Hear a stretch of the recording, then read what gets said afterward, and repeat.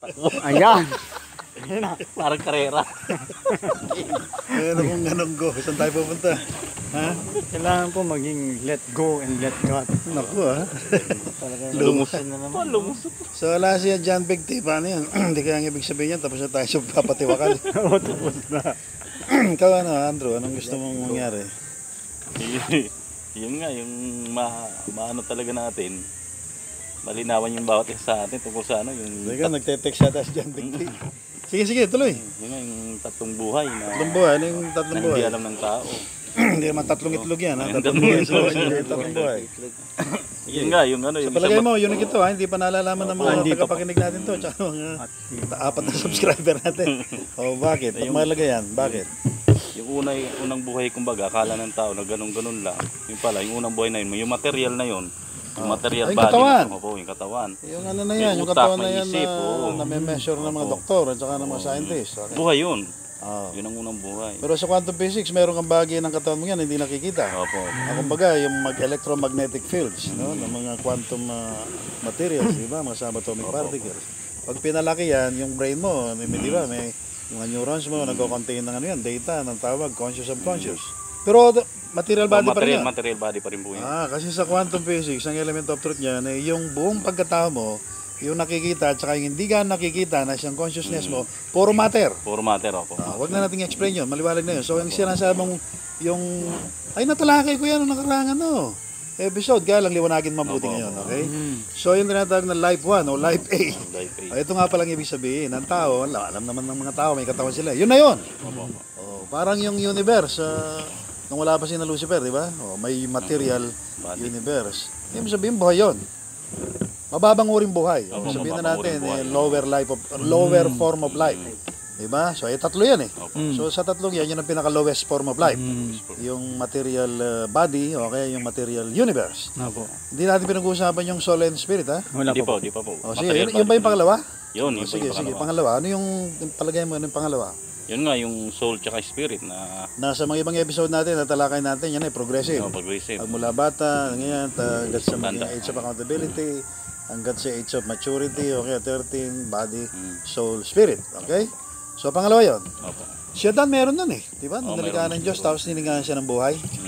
Ibigay mo living souls. Pero dalawa na agad yun, yung material, at saka yung pangalawang sinasabi mong buhay ngayon, yung second life, no? Yung soul spirit, na siyang dapat nakatira dyan sa material life, parang bahay, no? May nakatirang tao. Pero ang sinasabi mo kanina, yung bahay na yan, parang katawan mo, may consciousness. Siyempre sa classical physics wala. Okay, pero sa quantum physics meron. Kasi ang consciousness sa quantum physics, matter pala. Ayon sa kanila. Okay, sige. Ano yung C? Ano yung 3? Yung divine po. Divine. Ano yung divine? Sige nga. Yung pipiliin dapat ni Adan na tree of life. Yung katandem dapat ni Lucifer, hindi pa nagkasala. At sa universe, sa material universe. At yung katandem dapat ni Adan, no? At para magkaroon ng eternal life at walang expiration date. Yung life 1 and 2 o AB, no? At yung pala, yung katandem na sinasabi mong yan, na life C, yung divine nature ng Diyos, yung Holy Spirit. Yung pinaka-soul, si Jesus, sa pinaka-spirit, yung Holy Spirit ng Ama. Yun ba yung tinutukoy mo? Opo, yun. So 1, 2, 3, ABC. Ayun, tumama na tayo dun sa unang episode. So anong ka-importante niya, palagay mo? Palagay nyo? Importante po kasi yan. Bakit? Kasi diyan makikita yung kaibahan ng bawat anong kaibahan kategora. Andrew? Okay. Yung ba mga tao aware doon sa A, B, C o 1, 2, 3 na yan? Hindi po. Hindi po Bakit? sila aware. Kasi ang isip nila material Hindi nila alam. Hindi nila alam. So, bakit kailangan malaman nila? Yung para alam nila yung kung anong susolusyonan nila. Opo. Okay. May problema po sila. So, assuming na alam na nila yung material life nila, physical life yun, at saka yung life 2, yung tinatawag nating soul spirit.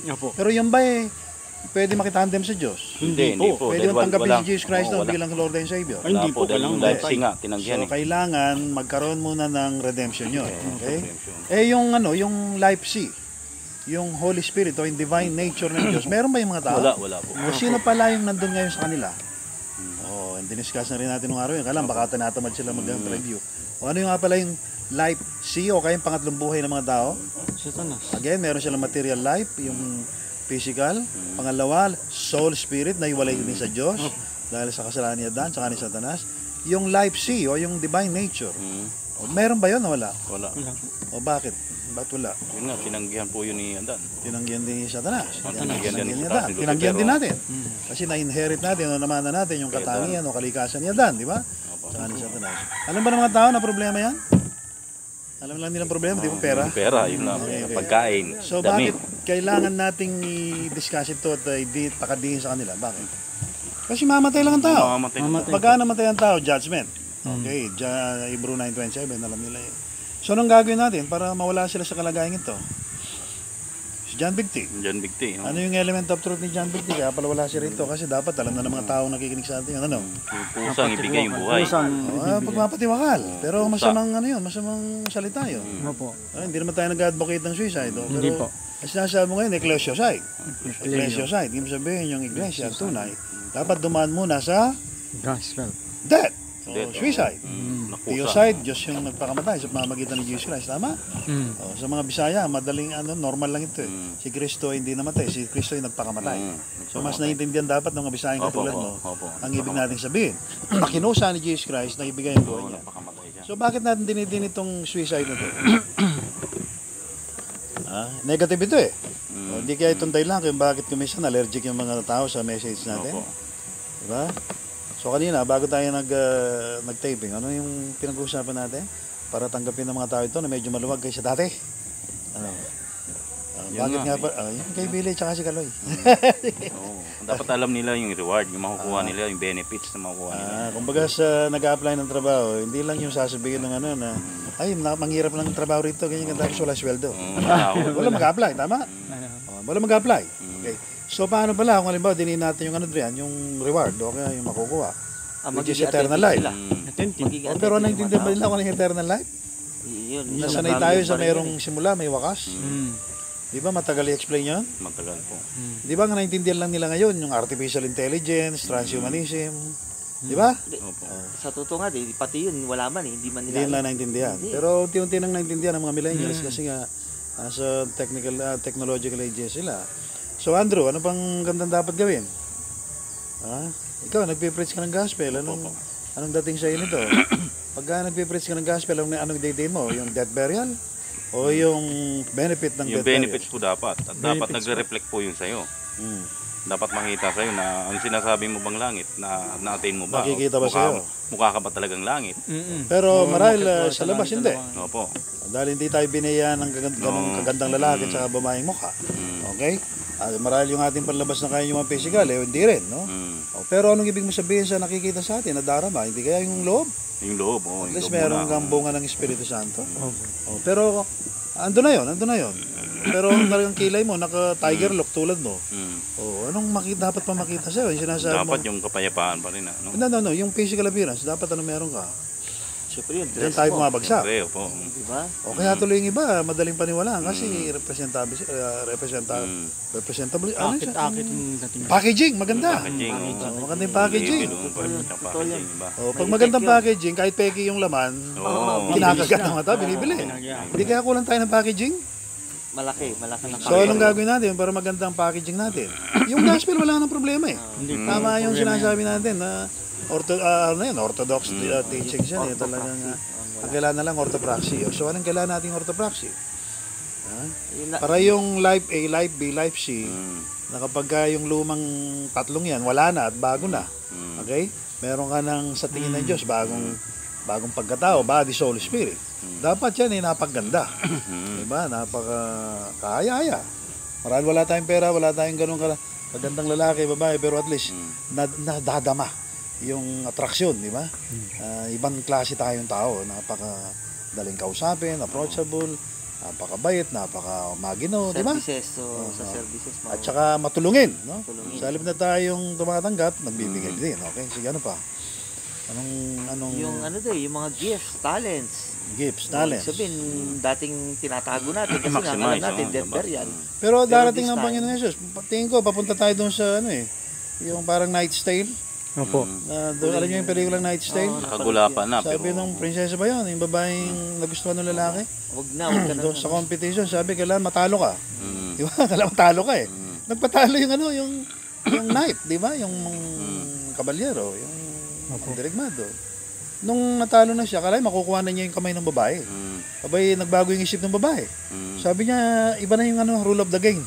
Kailangan ngayon manalo ka. Ano? Kuha niyo yung point? Oh, hindi kaya gano'n ng church? Pwede po. Kasi yung pag binasa natin ng Bible, Blessed are the poor.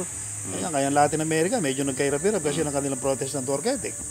Hindi kaya ang church na to, dahil nga din natin death burial, kaya tayo madalas kumisya, nagbibigay ng din doon sa, alam mo na, parang Diogenes, parang, kailangan kawawa ka, kailangan ganito ka, inapi ka, pinapersecute ka, etc. Na kung saan, hindi naman masama yung persecute, lalo na for Christ's sake.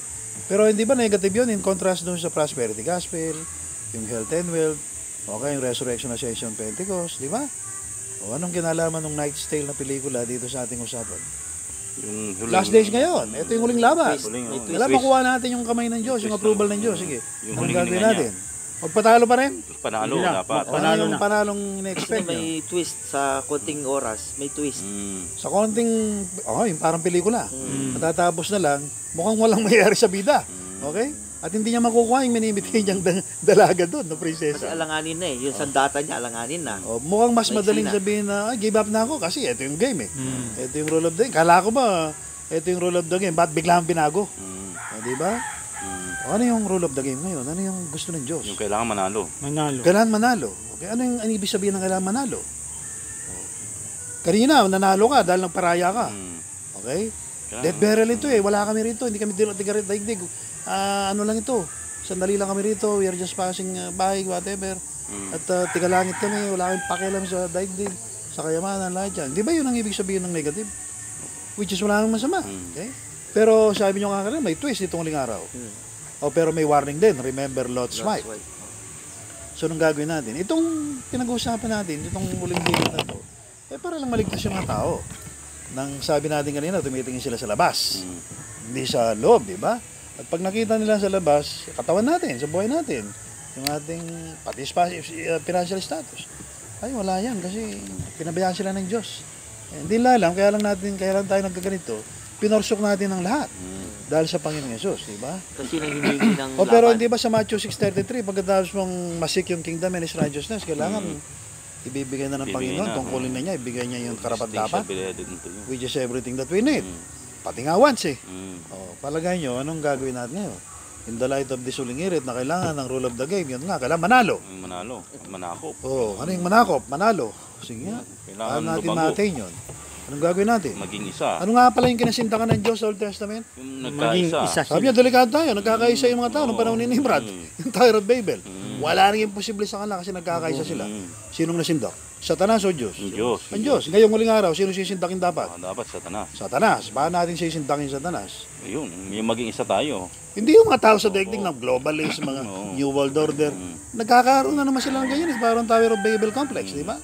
O anong gagawin natin? Unahan natin. Unahan natin na maging Para isa anong tayo. mangyari? Ano sasabihin ni Satanas? Pipetition na Naku, po tayo. nagkakaisa sila. At wala Papalitan nang na. imposible wala nang imposible na hindi na pwedeng gawin. Opo. Hindi kaya ang lesson sa atin dapat magkaisa. At para wala nang imposible sa atin kahit na very very short period of time na lang bago dumating ang Panginoon Jesus. Okay, mamatay tayo. Magkaroon tayo ng tinatawag na panalo dito sa last rule of the game na to. Siyempre, with a little caution, yung remember Lot's wife. Hindi kaya ang ibig sabihin ng Panginoon, payayamanin niya si Boy. Pagaganda yung lalaki si Boy, bago pa yung bagong katawan. Pero hindi kaya pagka natuon tayo doon, makakalimutan na naman natin ang Panginoon. Kaya nga may reminder. Kaya may reminder. May reminder. But nevertheless, tuloy pa rin ang occupation. So, anong gagawin natin? Sige, so konting oras na to. Anong gagawin natin para ma-occupy natin ang daigdig? Ang universe, nandun na tayo eh. Okay, lahat lang mangyari ang kalooban ng Diyos dito sa lupa, gaya ng sa langit. Kaya tayo nasa universe, nasa langit, kasi nga yung ascension. Naniwala tayo, namatay na tayo, nilibing kalakip ni Kristo. Wala na yung tinatawag na life A, life B, life C na negative. Okay? At nasa langit na yung bago. At ang Holy Spirit, tinatakam pa tayo, authenticated na yon. At tayo siguradong nasa langit. Ang gusto lang ng Diyos, mangyari yung kalooban niya sa langit. Nandun tayo eh. Yung gayang sa langit, yung ginagawa natin dito sa lupa. So, anong gagawin natin ngayon? Patatagin ang Dito sa daigdig, magulat. Naman, nag-aaway doon sa parapigid ng kapitbahay natin, di ba? Siguro Okay lang, yung makatakas na tayo, di ba? Pero bago tayo tumakas, tapusin natin yung taping. Anong gagawin natin konkreto na may sasuggest natin sa mga subscriber natin? Para kasabayan natin sila na kahit konti lang tayo, yung element of truth ng Knight's Tale, yung pelikula, yung twist ng pelikula sa huling bahagi, di ba? Nananalo yung bida, tama? O, sige. Anong gagawin natin ngayon? Tayong bida, di ba? Opo. Hindi naman sila eh. Tayong may Holy Spirit, hindi yung daigdig. At sabi nga natin kahapon, sa panahon ito, na kung saan iuso na ng technology yung Google's Brain. No, Google Brain. Opo. Na kung saan hindi na kailangan ng school. Sabi nila, kailangan na lang magkaroon ng implant. Opo. So, bukas makalawa, darating tayo doon. Yung tinatawag ng mga theoretical physicists na ang mga ibang dimension na maliban sa second, third dimension, magkakaroon na ng tinatawag na super intelligence sa mga tao sa pamamagitan ng transhumanism. So, bago yun, na kung saan kay Satanas yun. At baka gamitin pa nga ng Antichrist yun, ayon sa mga ibang mga scholars na expert sa tribulation period, sa second coming ni Jesus Christ na nag-specialize sa Antichrist. Pero bago yun, siyempre, rapture muna. Hindi tayo nag-aantay ng Antichrist. Ang inaantay natin ang pagdating ng Panginoon Jesus through the rapture. So, anong gagawin natin na panlaban dito sa Google Brain na to, o kaya sa artificial intelligence, o kaya sa transhumanism? Alam nyo kung ano, Bill? Ano po? Yan lang transhumanism pa? Okay. Si Billy nag-iisip na malalim. Siguro nalagyan na ng Google Brain. Ikaw, Andy? Halina, sinabi ni Billy. Opo. God's brain. Yan, God's Brain. Paano tayo magkakaroon ng God's Brain? Sa magitan ng Holy Spirit. Holy Spirit, yakin lang natin na may Holy Spirit. Sa 1 John chapter 2 verse 27, di ba sabi ron, hindi nyo kailangan ng teacher kung may Holy Spirit na kayo. Siguraduhin lang natin may Holy Spirit tayo. Pero paano at natitiyak na higit tayo sa Google Brain o kaya sa artificial intelligence na nililikha ng mga scientists ngayon? Paano at natitiyak na mas marunong tayo doon? Alam niyo nga, sir? Sabi niya, pag sirit ha? Sirit na. Okay. Sirit na? Sirit. Sa ngayon, siguro tayo lang ang maniniwala rito. Kasi ang Google Brain, ibig sabihin information niya na available sa internet. Halimbawa, kailangan mo ng information tungkol sa Dark Ages, history. Automatic yun, nandiyan sa brain mo. Diba? Kailangan mo malaman kung ano yung nangyari sa invention talaga ni Einstein, etc. Yung actual na nakarecord sa internet. At least yung mga tinatawag na mga importante ba. Alam mo agad. Okay? Sa atin, anong ibig sabihin nun? Bura lahat. Buralat. Quantum erasing. Bura lahat. So, lahat ng kanilang mga pinaglalagay sa internet, burahin lang natin. O di, tabla na. Tabla na. Tabla na. O ano yung kahigitan natin? Ang daling technical, ano? Lahat ng Google Brain nila, zero. Hindi naman totoo yan eh. Dahil nag-exist lang yun sa time and space na kung saan parenthesis in time. Sa context ng eternity. O di, technical na sila. Wala pala yung Google Brain. Zero. Kung may God's Brain ka, unang mawawala yung negativity na yun. Tama? Anong susunod? Kung anong isipin natin, yun ang totoo. Yun ang totoo. Kaya lang nagkakaisa. Kakaisa. Dinidi natin yung kailangan iisa yung mind natin kasi isang baptism ang dinaanan. Namatay tayo, nilibing, yun ang baptism eh. Resurrect, ascended, tapos ang Holy Spirit ang buhay natin dyan. Yun ang issue. Yung Holy Spirit na maglilid sa atin sa lahat ng katotohanan na hindi naintindihan ng mga tao kasi iba nga yung Christian, hindi man persona yan. At pati yung mga Christian na naniniwala na persona ng Holy Spirit, hindi naman nila buhay yan. So ang kailangan ngayon, buhay mo ang Holy Spirit at siya ba yung buhay natin? Opo. Siya yung ating buong A, B, C na buhay. Tama? Opo. At kung siya yung brain natin, siya yung mind natin, ano mang isipin niya sa quantum physics na lang, sa element of truth ng quantum physics, siya yung observer. Nangyayari o hindi? Nangyayari. Siya yung observer. Walang impossibilities, walang yung tinatawag na quantum probabilities, impossibilities, walang limit. Tama? So, anong ibig ko sabihin? Hindi lang yung tinatawag na quantum entanglement, quantum superposition, lahat na ng element of truth ng quantum physics, quantum faith lang pala yan. Lahat ng gusto natin, lahat ng ating dinesisyonan, desisyon ni Kristo. At desisyon ni Kristo, desisyon ng Diyos. Para bang sinasabi natin ngayon, Lord, anong kaiba namin sa Google Brain? Yung ako. Ako. Ano ba yung Google Brain nyo? Sino ba yan? Sino ba yung mga taong yan na wala namang kwenta yan, di ba? Ano ba yung daigdig? Yung mga bansa riyan, hindi mapatak ng tubig sa gitna ng balde, di ba? Human is less than nothing, pati yung pinaggagawa nila. Fuel for the fire, sabi sa Bible. Di ba? And the nation exhaust themselves for nothing.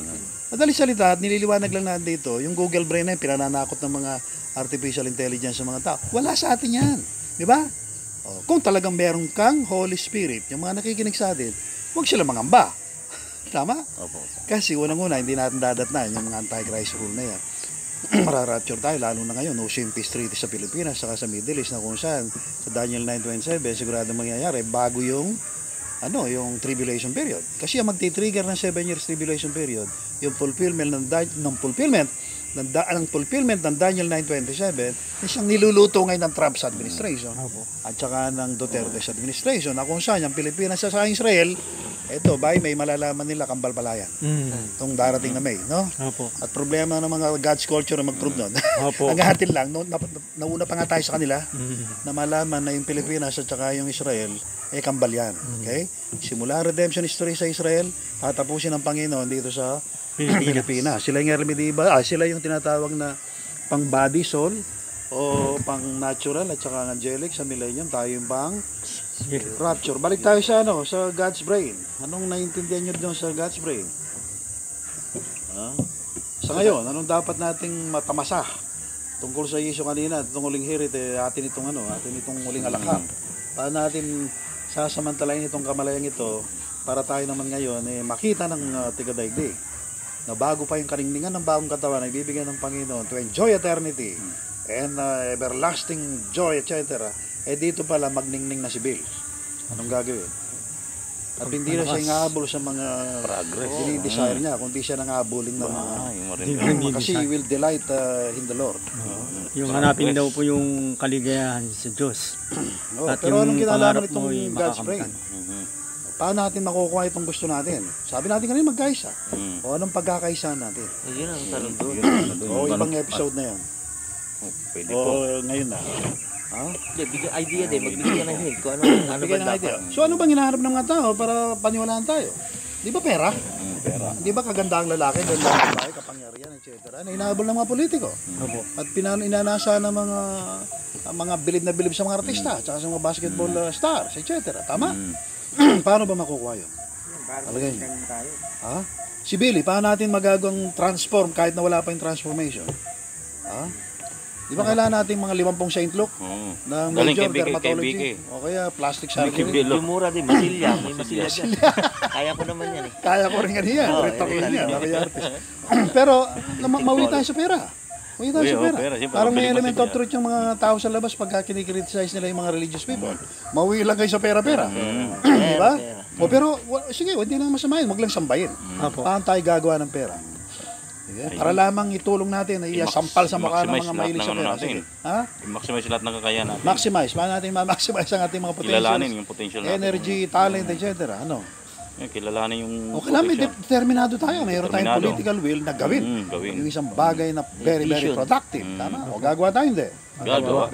Magseset tayo ng goal, hindi. Magsiset So, dapat. ang goal ang siset natin. Mababa o mataas? Mataas. Highest, pinakamataas. Pinakamataas.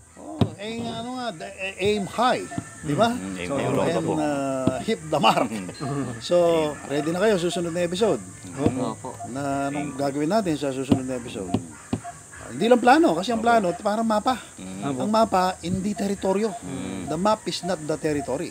So, kailangan talaga orthopraxy. Kasi yung orthodoxy natin, yung doctrine natin, tama na yan eh. Malilat ang buong daigdig. Malilat yung pati Christian mali. Ang tama lang yung gospel. At yung gospel, habang ng Diyos sa atin binigay, dapat tayo may tunay ngayong practice. Orthopraxy dito sa doctrine na to. So, anong gagawin natin? Patay na tayo, nilibing, yung negativity, wala na.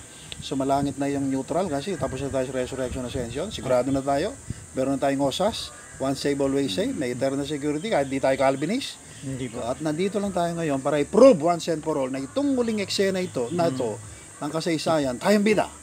Kahit konti tayo, kahit na outnumber tayo, konti ang resources. Diba? Logistics ko, konti. Pero ang Panginoon, may 5 tinapay yung bata doon, may 2 isda. Anong ginawa ng Panginoon? Pinarami niya. Okay, wala ba tayong magagawang milagro higit pa sa Panginoon? Di ba? Sabi niya, higit pa sa ginawa ko, magagawa niyo. Yung element of truth ng quantum physics, yun ang i-apply natin. Faith. Quantum faith. Pero hindi tayo gagaya sa mga prosperity gospel na kung saan wala namang Holy Spirit, nauwi sila sa positive thinking, kung minsan occultism, kung minsan New Age thinking, which is not Christianity at all. Okay? So, magbe-base tayo primarily sa pundasyon natin na may Diyos Ama, may Jesus Christ, by Holy Spirit, at dahil sa gospel, kaya nating gawin ng mga impossible na hindi natin kinaya dati kasi nandun tayo sa kalagayang dapat matalo. Ngayon, dapat na tayong manalo. May Okay? test na. So, Win. ready na kayo para sa pakikibakang ito. Ready po. O paano kung hindi makikisama yung iba? Ay, Halimbawa, ilan lang tayo dito? kahit 1, ilan 2, lang. 3, 4, 5, 6, 7, 8. Kaya Kaya. natin o hindi? kaya po. Kaya, O pag ayaw nila, 8 na lang tayo, anong ibig sabihin? Baka kamukha ng panahon ni Noah. Sakto lang yan. 8 lang talaga. Mm. O pero baka naman 80. pwede naman. At kung ano yung gusto natin, yun naman ang nangyayari. Diba? So, ang last word dito, sabi ng Panginoon, okay? Nothing is impossible to whom, o sino man ang maniniwala niya sa gospel. Sa kanya, walang imposible. Remember Tower of Babel? Remember Lot's wife. O, yun ang medyo negative. Remember Lot's wife. Andrew, pagka bilyonaryo ka na sa loob ng 3 months, o 1 month, ang in-expect ko sa'yo, naka-tricycle ka. Opo. Okay? At saka nakasando ka. Opo. Okay? O, anong ibig sabihin na? Kumbaga kahit andun ka sa Sabi ni roof Billy, ng wag ano. na. Kahit doon Pa magpapayaman, hindi ka pala. Hindi ko sinasabi ko lang, hindi tayo, wala tayong personal Yes. interest dito. Hindi tayo naiinggit sa mga tao mayaman. No, may gusto lang tayong patunayan. Ito, ang gusto lang natin patunayan na ang Diyos buhay. Opo. Kasi ang Panginoon Yesus buhay. At kaya niyang gawin. Yung nitong uling araw, kamukha ng Knight's Tale, kahit gulapa na tayo, bagsak na tayo dahil ginibap natin lahat, pero ang rule of the game, inuulit ko, manalo. Mananalo hindi. Ako hindi. Manalo. Ako. Manalo. Yun, amen. Amen.